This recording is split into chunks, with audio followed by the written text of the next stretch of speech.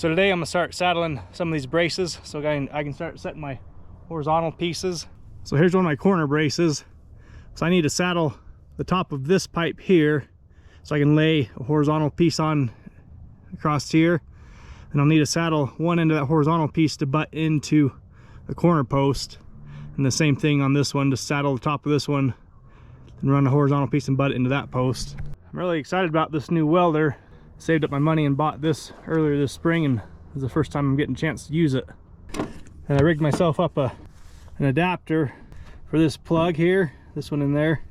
So I'm hoping with this rigged up adapter I can use my plasma cutter out here and cut all these saddles and everything else I need to cut. And we got this engine driven air compressor, and hopefully it keeps up with enough air for that plasma cutter.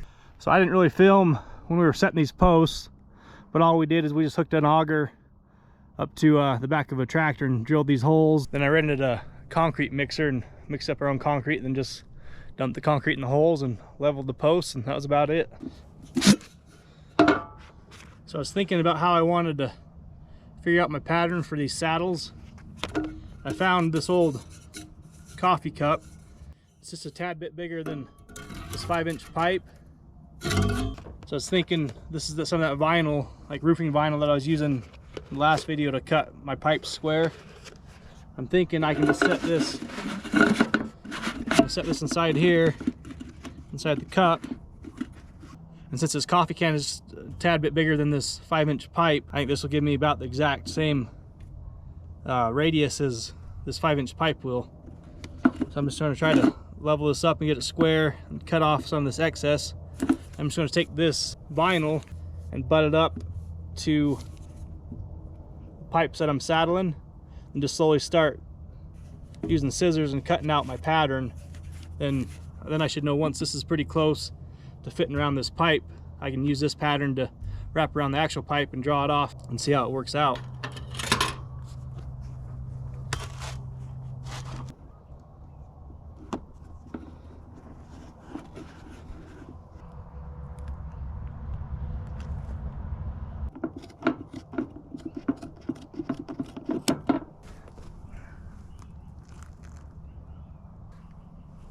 I think we're close enough to give it a try. So I'll use this pattern and mark that out up top and put a line around it about how high I want it. So I'm gonna have to make two different patterns, because like I said, this is 5-inch pipe here, and my corner pieces are 6-inch pipe. So I'll have to make one for saddling 5-inch pipe into 5-inch pipe, and one for saddling 5-inch pipe into 6-inch pipe. And later on I'll show you up here where our big gates are gonna go. I actually got some 8-inch pipe and stuck in the ground, so I'll have to make a different one for that too, for saddling 5-inch pipe into 8-inch pipe. So there's gonna be quite a bit of figuring here for a while.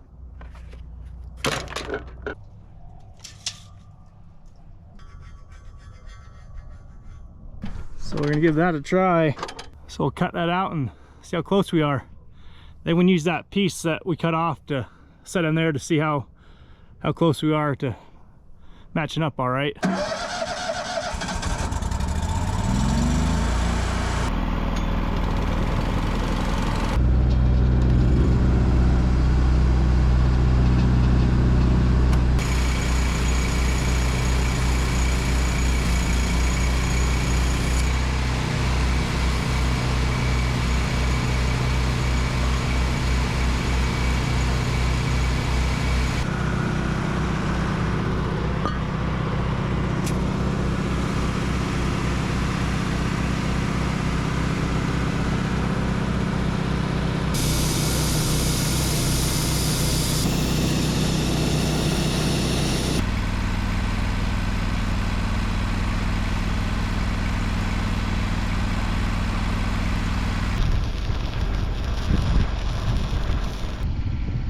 Well, I got one side welded up, and I'll eventually come back and probably cut off the excess here off that horizontal piece. So now we're gonna move over to this side and do that one. So like everything else, I think it's gonna take a lot longer than I thought it was going to. Got this one saddled, got my upright saddled. So put this one in place and see how it looks.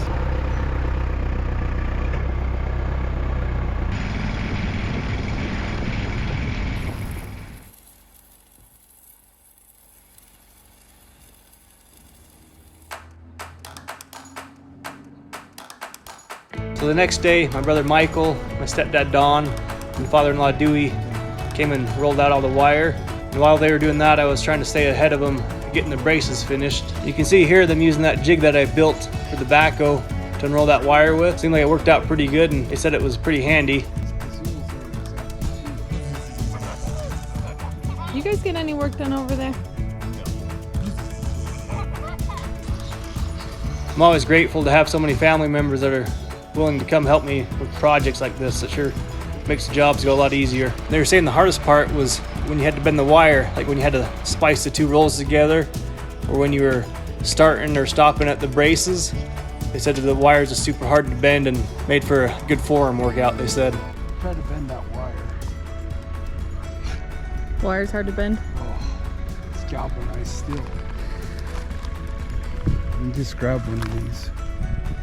Yeah, it's...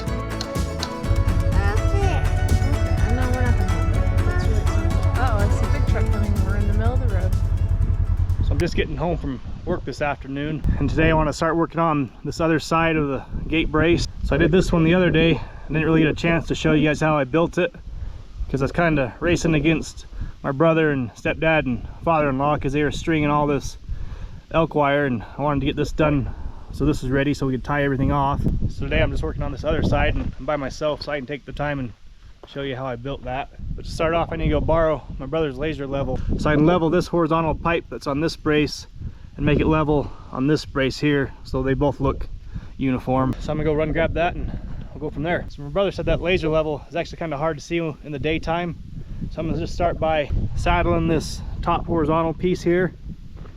So I'm just cutting the saddle on this end here so I can saddle it into this pipe. So like I said, this is 8-inch pipe and I got 5-inch pipe here. So I just made a different pattern like I did over on that other corner piece so I can saddle this 5 inches into this 8-inch pipe.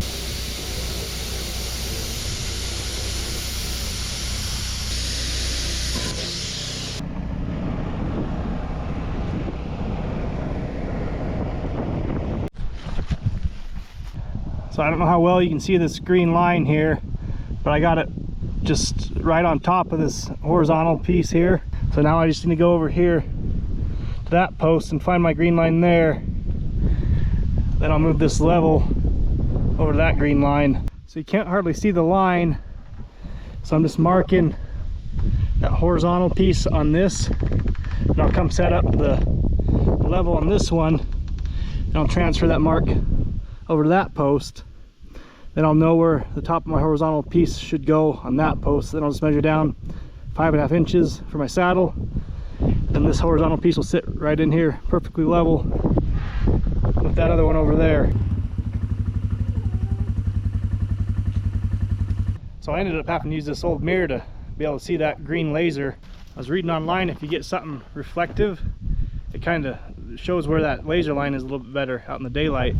So I was able to find that old mirror to give me reflective surface to look at, and I was able to see my line all right. So I got my line transferred onto this post, so that's going to be the top of my horizontal piece.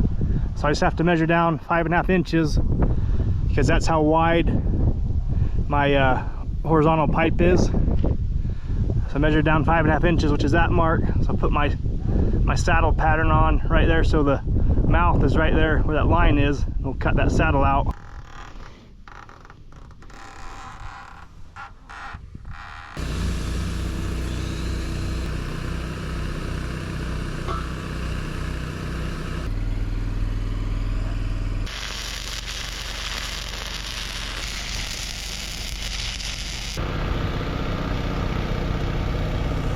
So we got one pass around both those joints there.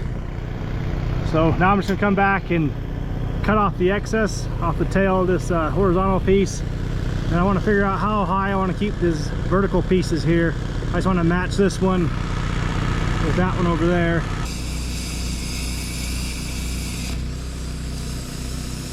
The days are getting so much shorter. I didn't get much more done last night. Then our neighbors brought a herd of cows down the road and put them in a different pasture, so I had to shut things down and try not to scare them cows.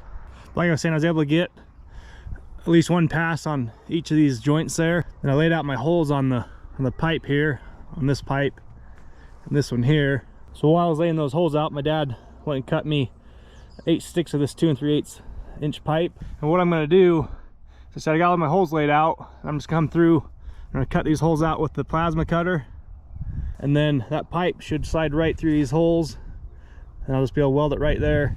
And that way I don't have to go saddle all that pipe and try to get it fit in there nice. I actually seen this trick on a YouTube video and I wanted to try it out, and it worked great on this other brace. So I'm gonna do it again. So this layout here is just a little bit different than that one. Everything's level. So like I said, that horizontal piece and this horizontal piece is level. So the first 7 pipe are gonna be exactly the same. But this brace over here sits just a little bit higher than that brace over there. So that 8th pipe, I just had to split the difference here for that bottom rail. So it's just sitting a little bit closer to that hole there than on the other side there. And when I was laying this out, I just used a piece of angle iron to get my straight line here. And I just tried to eyeball it and get it as center as I could on the pipe. Then I just used a piece of 2 3/8 pipe and just stuck it on there, then it just drew around it. And my spacing is, so I came down 7 inches from the bottom of that horizontal piece to the top of that circle, and from the top of that circle to the top of this circle is 12 3/8, and that's what my spacing is between each of these circles, is 12 3/8. So I'll run, go grab the truck and get everything fired up, and we'll start popping some holes.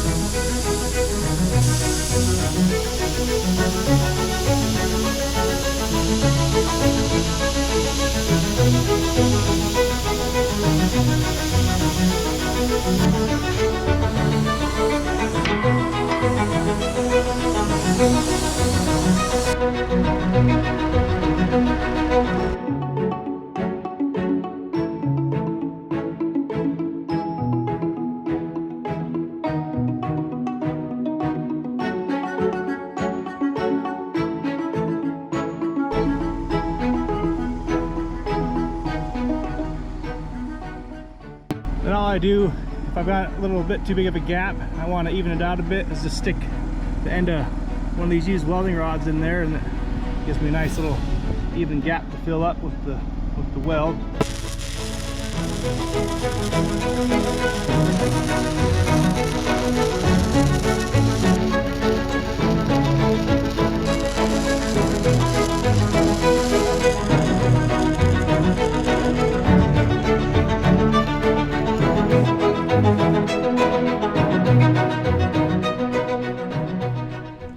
Well, there she is.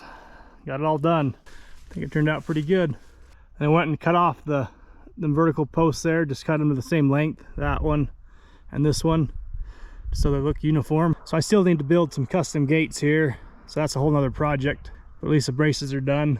Then I don't know if I explained or not, so on this side, we brought the elk wire to the end of this brace, but on this side I'm going to build some more freestanding panels to put on this side, because eventually we might want to extend our corral over this way to about where this brace is, and I don't want to have the elk wire over here on this side for them to be having cows and stuff in there when we're working them. So I'll build some more of these freestanding panels that I've built before and maybe put 2 in here. And those seem to be plenty tall, those panels. If you remember last spring, I put one of them in front of that hay shed to kind of use as a gate when I was going in and out to grab the hay. And even at the end of the spring, when the milk got pretty hungry, they still weren't jumping up and over it, so I think it should work fine out here on the road too. So for anybody wondering what welding rod I've been using, I've mostly been using 70-10 and also 60-10 rod. And if I get a chance one of these days, I'll probably come back through and put a second pass on all these with 70-18. But for now, I think that should work fine for now. So these are the gates that the Game and Fish gave us to use. And I'm gonna put up 2 of these over on the gate braces that I built that go out into that hay field. So I'm just over here measuring my awl thread here to see how much distance I got to play with, then see where I need to pop my holes in that pipe. So there's actually 3 these awl threads that I need to poke holes for. So these all slide up and down a bit. I guess just a little bit. That one's got a welded keeper on the bottom, so I'll have a little bit of play and where my holes go. So one of the things I got to think about though is how low to the ground I want the bottom of these gates to be, because with the amount of snow that we get up here, I don't want them too low to the ground, or else we won't be able to open and close them once winter hits. But then you don't want them too high off the ground, because then it kind of defeats the purpose of having the gate, because then your calves and whatever can go right under them. So it's gonna be a happy balance, I guess. So thinking about this, I think I'm gonna put the bottom of this gate about 1 foot off the ground, based off this panel, or this post I mean. I think this post over here is just a little bit lower, so that gate's gonna sit up just a little bit higher on the bottom of that post. I think that'll be low enough to the ground that nothing's gonna want to go under it. So to lay out my gate, I don't know if you can see all these 3 holes that I popped here. I just went and measured distance between each of these lengths of all thread, and I just transferred them to the posts here. And I just used that angle iron to try to give me a center line down the posts. So I had to, you know, poke a hole on this side and try to line it up the best I can on this other side here. It would have been a bit easier to do before we put the wire up, but I just didn't have time to hang gates then. And it would have been hard to pull the wire through there, so I think it's better to run the wire first and then put your gates up. So I think I'm ready to try to thread one of these gates in here.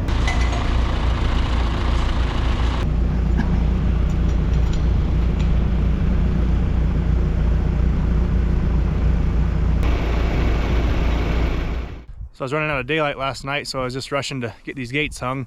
So I didn't really feel much of that last bit there. There they are, got the gates hung. I got a little bit bigger gap here in the middle than what I wanted, but I wanted it wider. I wanted it more wide than narrow, so I didn't want it quite that wide. If I could have just brought in my post maybe 2 inches on each side, that would have been about perfect. But I mean, a cow won't squeeze through there, but maybe a calf might. So I think what I might do, just to fill in that gap a little bit, is take some of those hog panels that we were using on the hay shed last spring, just cut one up, and then I'll put half on this side, so when it shuts it'll cover this side also. Just fill up that little gap there. Guess I can even spray paint it green if it looks too bad. But for the most part, I think everything looks pretty good. The tops and the bottoms seem to line up pretty good, pretty level on top and bottom. And my gaps here look nice and even, you know, between the post and the gate. So besides being a little bit too wide, I'm pretty happy with it. So I got a few more things to do on this fence. Got to come back and finish stapling all this wire to the post. We just have it tacked in a few places here just to keep it up. So I come back and staple everything. We're thinking about buying one of those electric staple guns.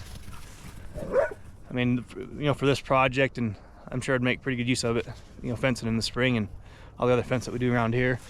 And I'm happy how our posts turned out also. I think I told you guys these posts that we drove in the ground are 10-foot posts, and the wire is 8 feet tall. And so instead of making it just a little bit above the wire, I wanted to drive the posts more in the ground just to keep them from wanting to, you know, lean this way or that. So these posts are about 2.5 feet, 3 feet in the ground, some of them. And that just gives us this little bit of extra that hangs over the top, which will be fine, because once you get that stapled to the top of the post there, it's not going to go anywhere. So I just wanted more posts in the ground instead of above it. So then of course I still got to build those custom gates where we come off the road at. That's not super pressing quite yet, but it's definitely on my list.